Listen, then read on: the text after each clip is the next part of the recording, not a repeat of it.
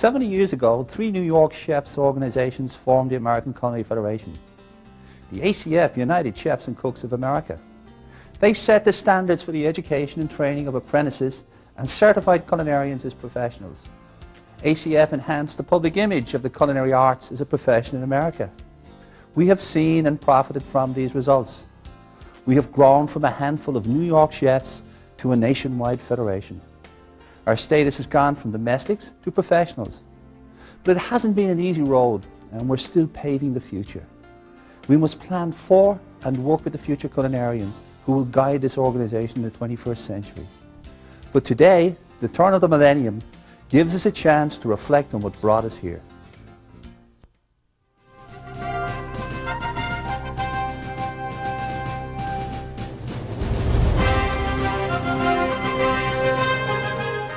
The American Culinary Federation, celebrating 70 years of excellence.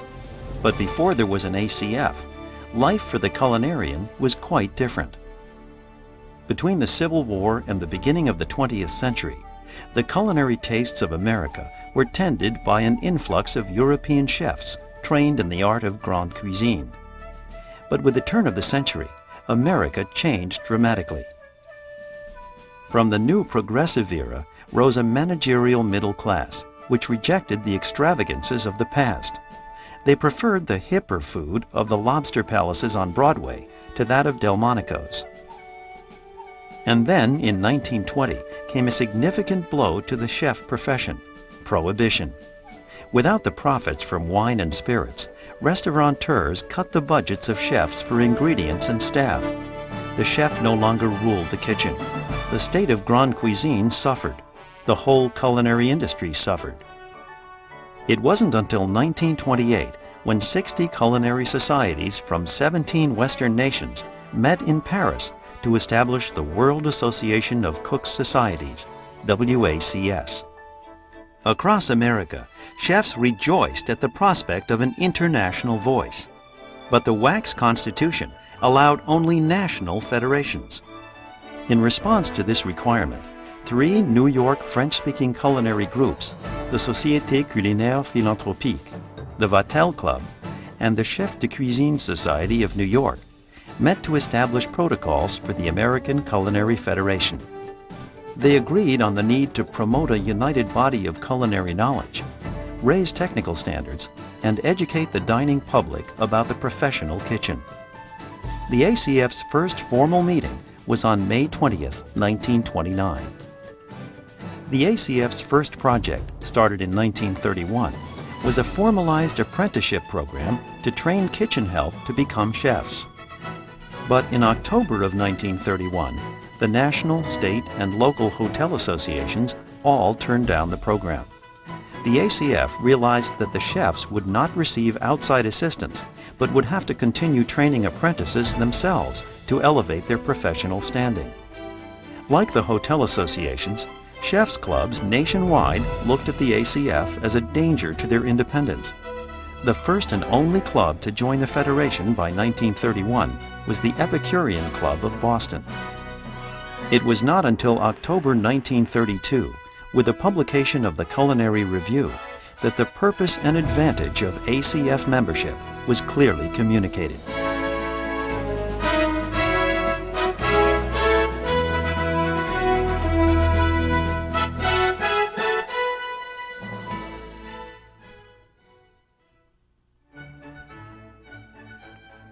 The 3 organizations formed the American Culinary Federation: the Vatel, the Philanthropique, and the Chef de Cuisine.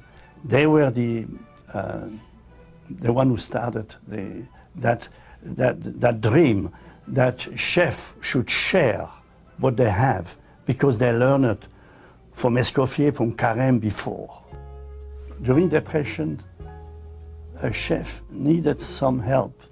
He knew exactly where to go. He went to the Philanthropique, he went to the Chef de Cuisine, and he went to the Vatel.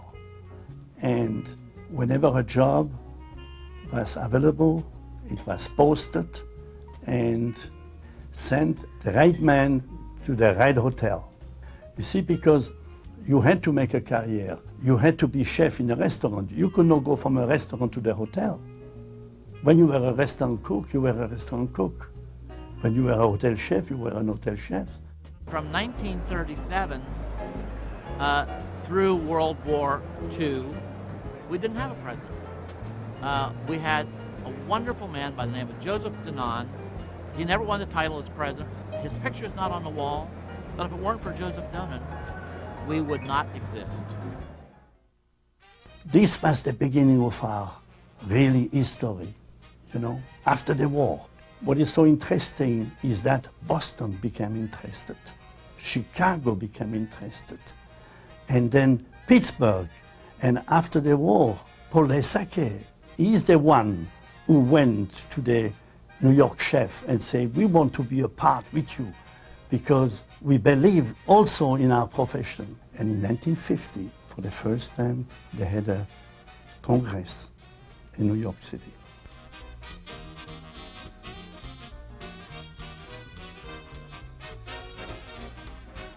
The magazine did get the communication between the chefs, and that was also a tremendous beginning. New York could read what San Francisco and Seattle was doing, what Chicago was doing, or Denver. Of course, we did not have 300 chapters, but we had 14 chapters.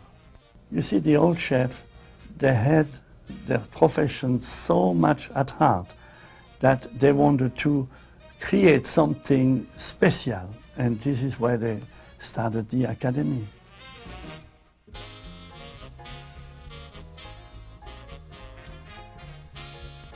The low point of the ACF was back in the in the 60s, 62, 63, 64. At that time, unfortunately, we were flat broke. The reason for that was that they had 3 professional national chefs associations all vying for the one same chef. I started out as an apprentice in 1929, and thank God the apprenticeship of today does not compare to the apprenticeship of when I started, because in those days there was no labor laws, no hour laws, and no wage laws. Apprenticeship can be an older person, and yes, it had almost faded out, and we had to bring it back. The Statler Foundation and the American Hotel Association, the Club Managers Association, they all helped us. They subsidized us in paying the expenses for the writing of the manual. When Jack Sullivan was elected president in 1967, we had 16 chapters of the American Culinary Federation all across the country. He was from California.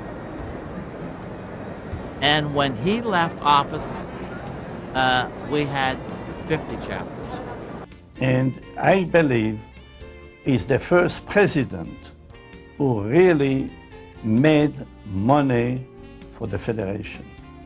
And he was the one that really went out and beat the bushes and get these members in, you know. But even though we had the apprenticeship program, that wasn't enough, you know. That was a start. There was Ferdinand Metz, there was Ed Brown, there was Richard Bosniak. Those were the people that had already started these kind of programs. At that time, Ferdinand asked me to work with the chapter to develop a national apprenticeship, an apprenticeship training program for cooks in Pittsburgh. We wanted to have some credentials for the chefs before they started training apprentices. The ACFEI, the Educational Institute at the time, was really one of the foremost reasons I belonged to the ACF.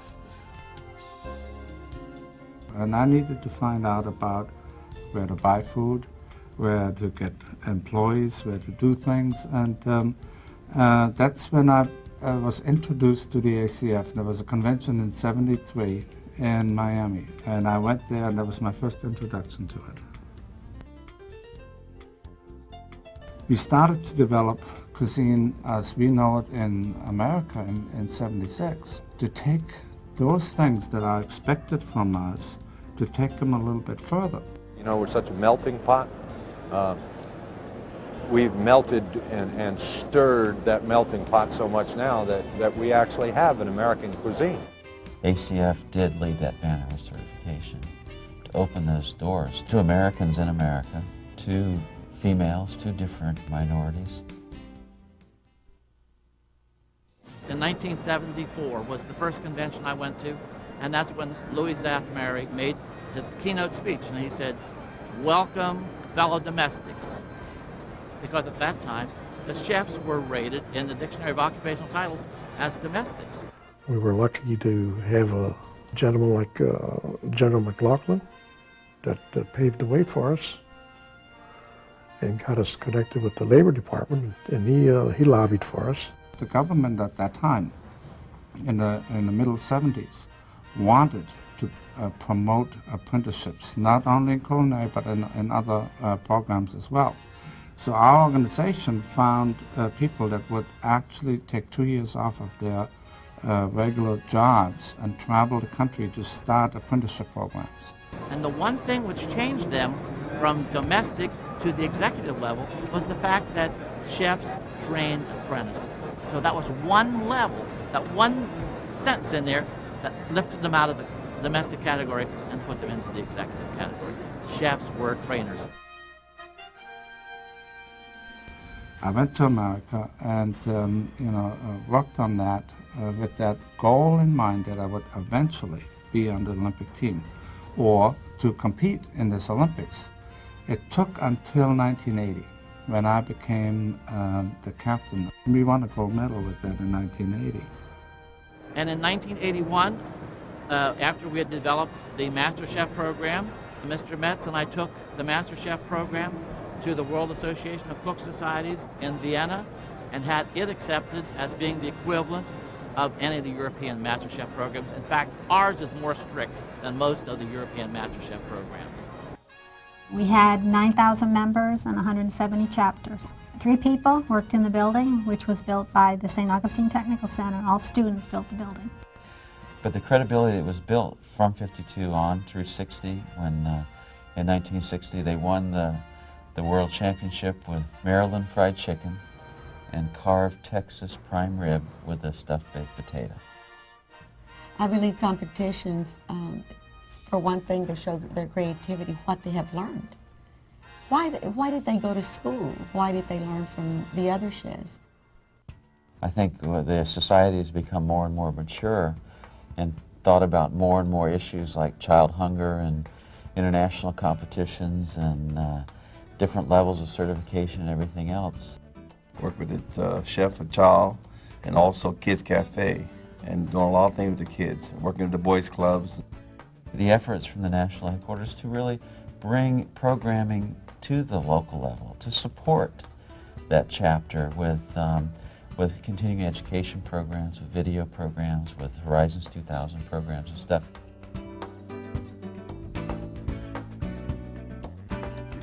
The Knowledge Bowl is named the Baron Galen Knowledge Bowl. Baron Galen was a supreme ACF person and a unique character. Not only, Baron never had, I think, a formal culinary education, but was the best international judge that ever lived.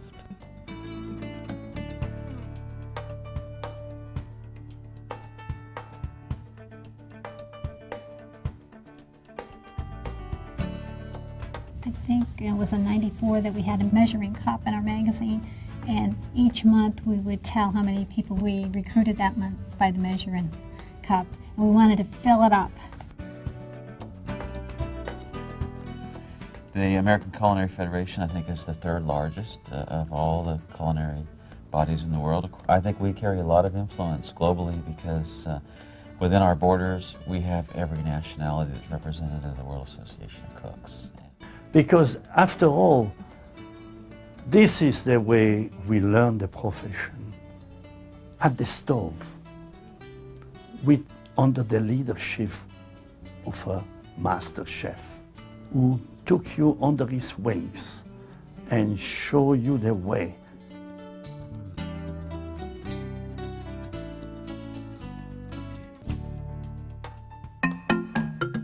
sometimes it's a frightening concept to think about what would happen if the ACF hadn't been here. I think we're a force to be reckoned with. I think there's been a very solid foundation that has been laid by the ACF. And now it's just to be able to build upon that base to continue to grow and be an influence of the young cooks coming out of the kitchens who will fill the jobs of tomorrow. It's very important that we know of the new technologies. As a matter of fact, some universities have already developed some online courses that our members are taking now. You never get too old to learn. And you never stop learning. Should never stop learning. In order to stay ahead of what the customer knows, chefs have to take continuing education opportunities wherever they find them. I think that basically we're on the right track, and I think that we have never gotten off the track. We have to attract the best because it's a very important profession. And I know that when women associate themselves with organizations such as the ACF, and you bond and you network, it's very powerful. We need to support the ACF. We need to say, we're behind you. We believe in what you're doing, that we can't do it without you. We're here, we're alive, we're well, and we're in a growth mode. We've got a very smart membership, and they will continue to evolve this organization. And I think chefs are a real unique breed, that they're eager to share information. And the more enthusiasm they have, the more we want to share our knowledge to them. Just passing along the torch, so to speak. This is one of the great things for the young people to come to these conferences to see and meet some of the professionals of yesteryear, today, and they're the future.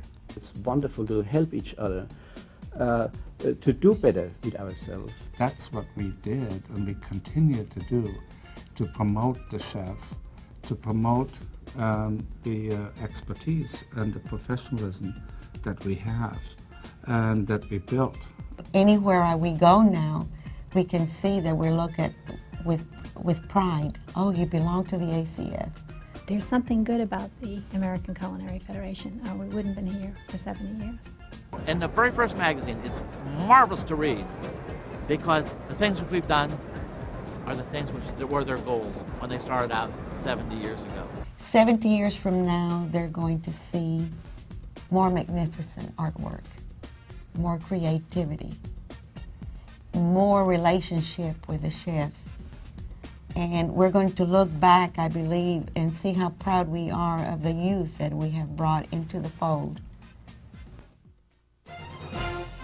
Fellow culinarians, we've come a long way. And in the years to come, there will be new challenges.